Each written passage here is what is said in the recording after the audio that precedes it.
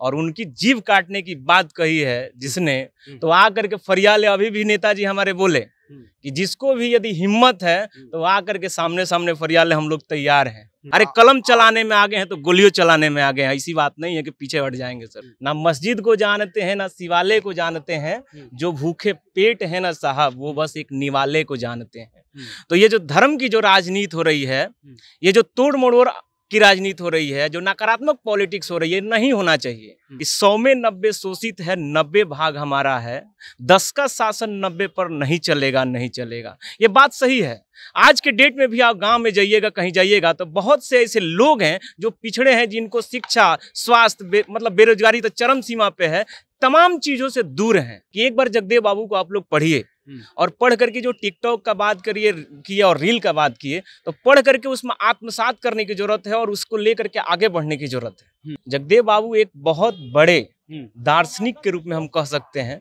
जगदेव बाबू का जब हमने पढ़ना चालू किया, जब जानना चालू किया, तो मेरे लाइफ में बहुत सारी चेंजेस आए।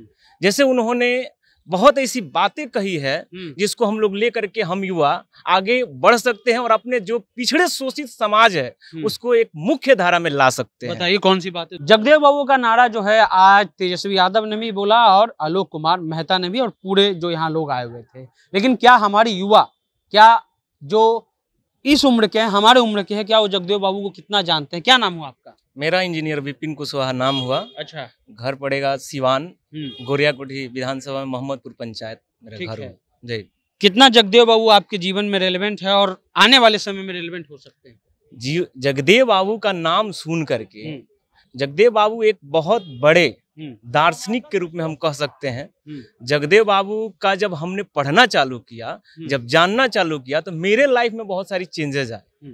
जैसे उन्होंने बहुत ऐसी बातें कही है जिसको हम लोग लेकर के हम युवा आगे बढ़ सकते हैं और अपने जो पिछड़े शोषित समाज है उसको एक मुख्य धारा में ला सकते हैं। बताइए कौन सी बात है? 2 बात बताइए। जैसे उन्होंने एक बात कहा था कि 100 में 90 शोषित है, 90 भाग हमारा है, 10 का शासन 90 पर नहीं चलेगा, नहीं चलेगा। ये बात सही है।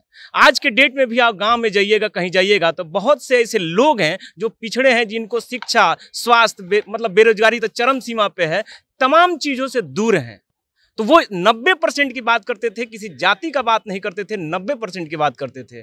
तो उस चीज को हम लोगों को भी लेकर के चलने की जरूरत है, उनके सोच को लेकर चलने की जरूरत है। लेकिन जैसे उनकी हत्या हुई या उनको तड़पाया गया, जैसा कि किताबों में दर्ज है, तो क्या हमारे जो अभी जो युवा हैं, जो खास करके जो 90% के जो युवा हैं, क्या आपको लगता है कि वो टिकटॉक या रील्स या जो इन सब चीजें उनसे बाहर आ सकते हैं, इसमें उनको पढ़ सकते हैं? बिल्कुल, आपने बहुत अच्छा सवाल किया और आपके चैनल के माध्यम से मैं तमाम बिहार वासियों को या भारत वासियों को, जो भी यंग जनरेशन उसको, उनको बोलना चाहता हूँ कि एक बार जगदेव बाबू को आप लोग पढ़िए और पढ़ करके जो टिकटॉक का बात किए और रील का बात किए, तो पढ़ करके उसमें आत्मसात करने की जरूरत है और उसको लेकर के आगे बढ़ने की जरूरत है।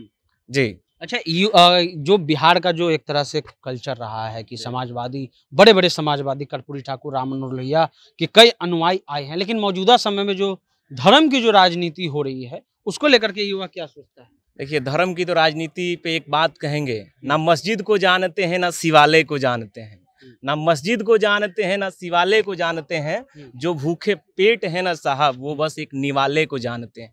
तो ये जो धर्म की जो राजनीति हो रही है, ये जो तोड़ मरोड़ की राजनीति हो रही है, जो नकारात्मक पॉलिटिक्स हो रही है, नहीं होना चाहिए। कोई भी पार्टियां हो, जो नफरत फैलाने की जो राजनीति करेगा वो टिक नहीं पाएगा। थोड़े दिन के लिए टिक पाएगा, लेकिन ज्यादा दिन के लिए वो टिक नहीं पाएगा। तो मैं आग्रह करना चाहता हूं कि ये नफरत फैलाने वाले जो राजनीति हो रही है उनसे हम लोग उबार कर निकलें और आगे बढ़े। आपके नेता को धमकी भी दिया गया था, कुशवाहा जी को, आलोक कुमार मेहता जी को, कि जीभ काट लेंगे और जान से मार देंगे। वो हमारे राजनीतिक गुरु भी हैं। आलोक कुमार मेहता जी के पद चिन्हों पे मैं चल रहा हूँ और उनकी जीभ काटने की बात कही है जिसने, तो आकर के फरियाले अभी भी नेताजी हमारे बोले कि जिसको भी यदि हिम्मत है तो आकर के सामने सामने फरियाले, हम लोग तैयार हैं। ये गलत बात है। किसी पे यदि गलत टिप्पणी करना, नेगेटिव टिप्पणी करना, ये अच्छा कहीं भी नहीं है। हमारे नेता को यदि कोई कुछ कहेगा, आने के लिए तैयार हैं आप? एकदम फरियाने के लिए तैयार हैं। जहां बुलाए उस जगह पे जाने के लिए हम लोग तैयार हैं। यदि ललकार रहा है तो हम क्यों पीछे हटेंगे? अरे कलम चलाने में आगे हैं तो गोलियों चलाने में आगे हैं, ऐसी बात नहीं है कि पीछे हट जाएंगे सर। चलिए, तो बड़ी बात इन्होंने कही। क्या नाम बताया आपने? मेरा नाम इंजीनियर विपिन कुशवाहा, सिवान गोरिया कोठी। इंजीनियर विपिन कुशवाहा है। इंजीनियर साहब भी जगदेव बाबू को पढ़ रहे हैं, तो अच्छी बात है, क्योंकि समाजवादी लोग अपने नेता को कम ही पढ़ते हैं और ज्यादा टिकटॉक बनाने में बिजी रहते हैं। फिलहाल जनता जंक्शन आप देख रहे हैं।